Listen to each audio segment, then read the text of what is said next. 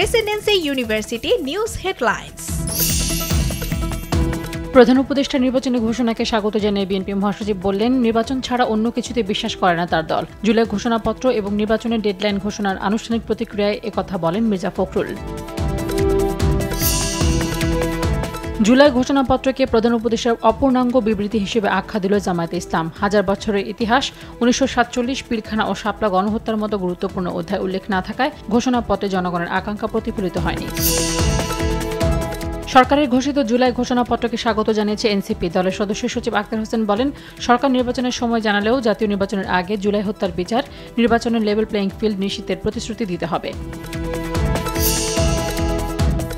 জুলাই গণ অভ্যুত্থানের প্রথম শহীদ আবু সাঈদ হত্যা মামলায় অভিযোগ গঠনের আদেশ দিয়ে আগামী 27 আগস্ট বিচারের পরবর্তী দিন ধার্য করেছেন আন্তর্জাতিক অপরাধ ট্রাইব্যুনাল 2। শেখ হাসিনার বিরুদ্ধে তৃতীয় দিনের সাক্ষ্য গ্রহণ চলছে।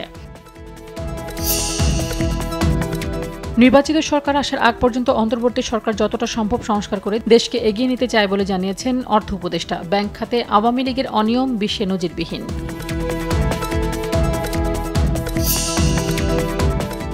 নোয়াখালীর বেগমগঞ্জে মাইক্রোবাস নিয়ন্ত্রণ হারিয়ে খালে পড়ে 7 জন নিহত হওয়ার ঘটনা ঘটেছে। বুধবার ভোরে নোয়াখালীর বেগমগঞ্জের চন্দ্রগঞ্জ পূর্ব বাজার এলাকায় এই দুর্ঘটনা ঘটে। হতাহতদের বাড়িতে শোকের মাতম।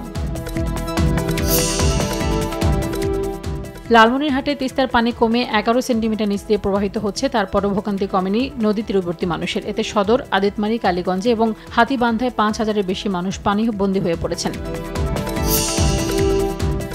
ভারতকে 24 ঘন্টার আলটিমেটাম দিল যুক্তরাষ্ট্র। ভারতের ওপর উল্লেখযোগ্য হারে শুল্ক আরোপের হুমকি দিয়েছে প্রেসিডেন্ট ডোনাল্ড ট্রাম্প। রাশিয়ার থেকে জ্বালানি কেনা অব্যাহত রাখায় এই শাস্তিমূলক ব্যবস্থা নেওয়ার কথা জানান প্রেসিডেন্ট ট্রাম্প।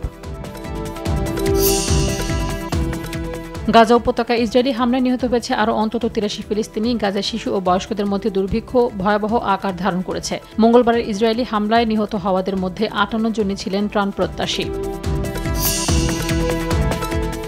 নারীদের অনূর্ধ্ব 20 এশিয়ান কাপ বাছাই পর্বের ম্যাচে স্বাগতিক লাওসের বিপক্ষে আজ মাঠে নামবে বাংলাদেশ। নিউ লাওস ন্যাশনাল স্টেডিয়ামে ম্যাচ শুরু বাংলাদেশ সময় সন্ধ্যা 6:30টায়।